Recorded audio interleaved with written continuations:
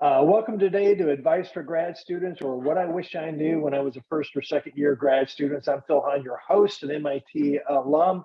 I'm at the Naval War College, and I'm joined today by Josh Rovner, who's an associate professor at American University. And for today's topic, what's particularly important is that he's had considerable editorial experience with Journal for Strategic Studies, Diplo, and Texas National Security Review. So anyway, I will throw a disclaimer that the views expressed here are our own and not that of our institutions. And Josh, welcome back to Advice for Grad Students. Thanks, Phil. Good to be here. All right. Well, good to have you. Normally I ask why you pick a topic, but it's pretty obvious why you would pick a topic, how to review an article. So let's just get right in there. What advice do you have for our grad students on how to review an article? So this is one of the most important things you'll do if you go the academic route and spend your career in this. Our business can't live without good reviews, right? Our whole model is based on people who are willing to take time and write reviews, serious reviews, so that we can have decent articles and scholarship can improve. And in our field, we don't really train each other on how to do this, right? A lot of people, I suspect most people, they get their first request for a review and they've never had a conversation about how you go about this process. That makes our profession a little weird. Like the key moment of our professional life, and we're not really at all prepped for it. So I'm super glad you asked this question. And from a selfish perspective, as you said, I'm an editor as well, so I want to see good reviews come in. They're incredibly helpful, right?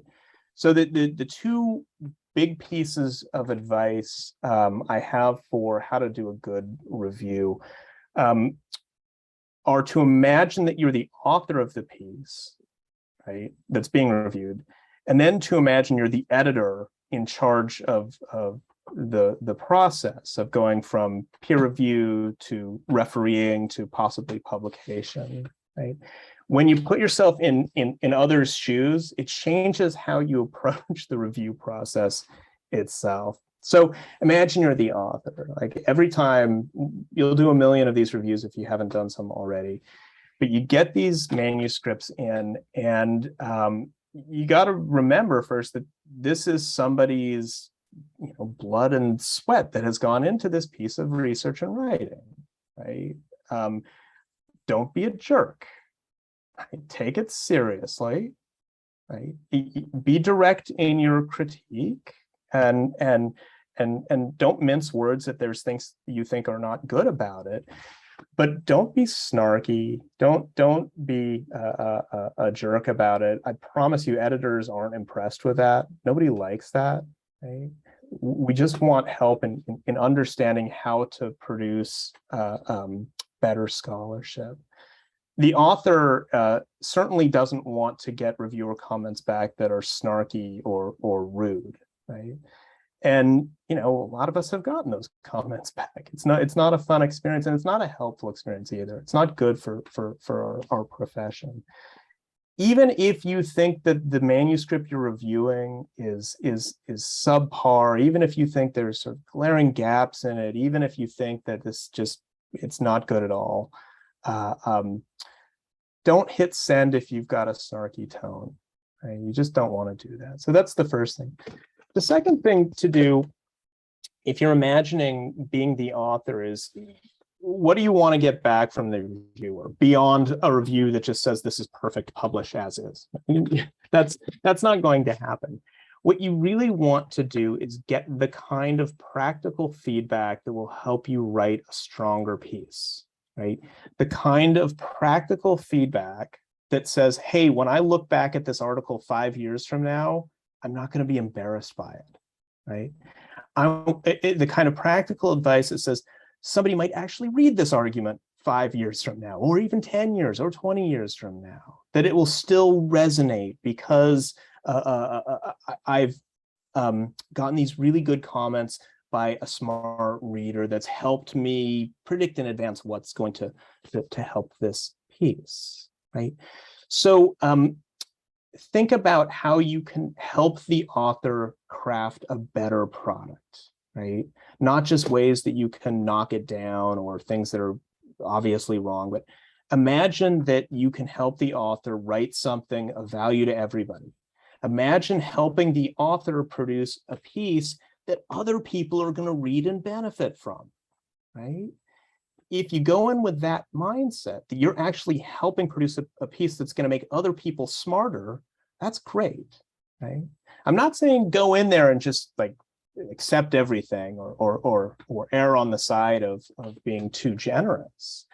I'm just thinking every time you've got a manuscript in your hand, you have an opportunity to make scholarship a little bit better, right? If there's promise in a manuscript, even if it's imperfect, even if there are holes, if there's promise there, help the author bring out that promise, right? How can this be improved, right?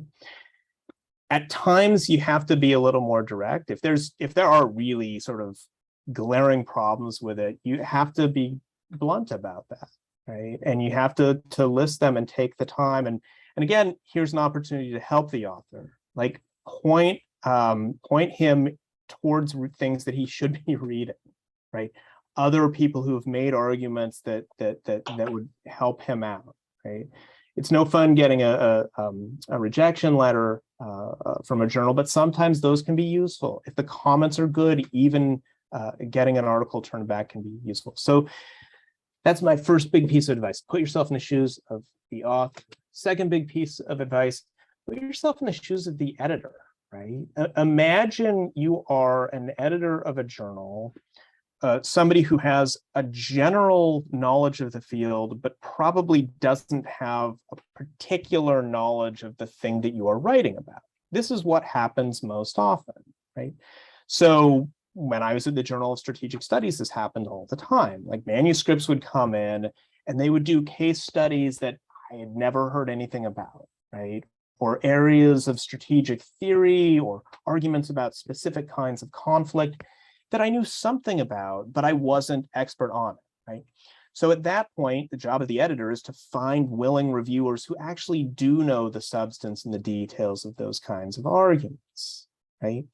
So when you're thinking about writing a review, you're trying to educate both the author that wrote the manuscript, but you're also trying to help the generalist editor who's trying to see how this piece fits in with the broader literature, right? Help the editor understand why this is good and why this is maybe problematic, right?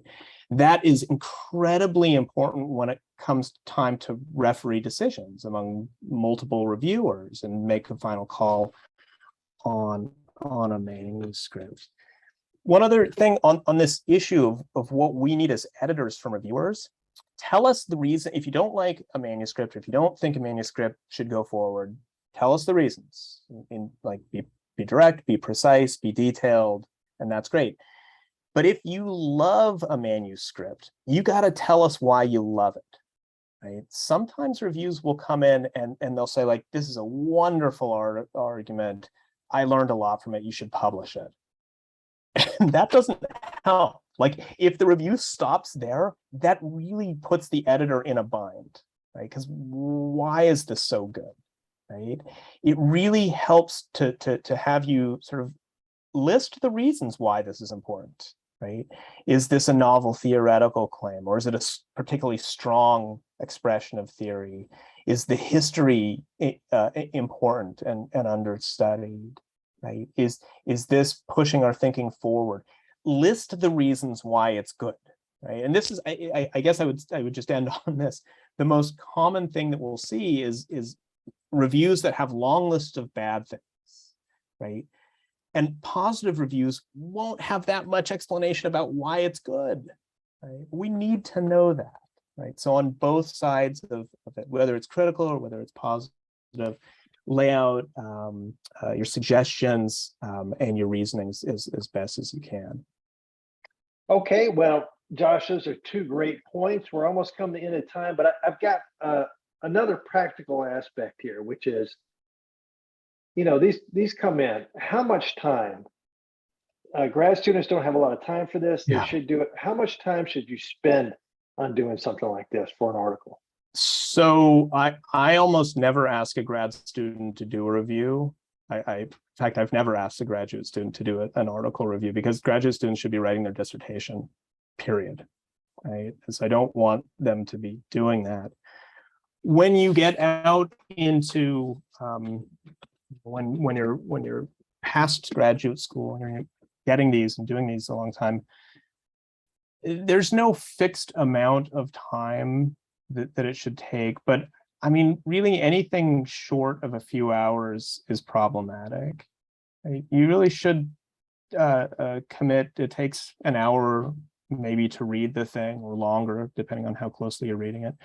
But you got to hunt down footnotes. If you've got questions about who they're citing, you got to look at those. You got to think about what you think about the manuscript and where it's strong and where it might need work.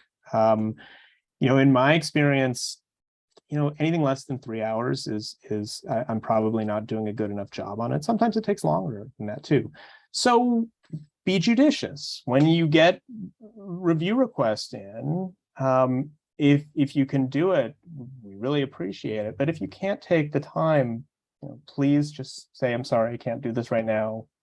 Call me later at another time and on another manuscript.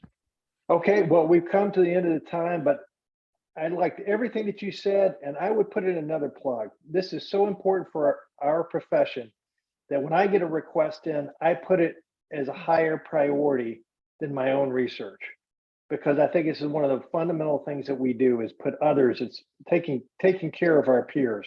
Yeah. So anyway, thank you so much, Josh, for advice again to grad students on how to review a paper or how to review an article.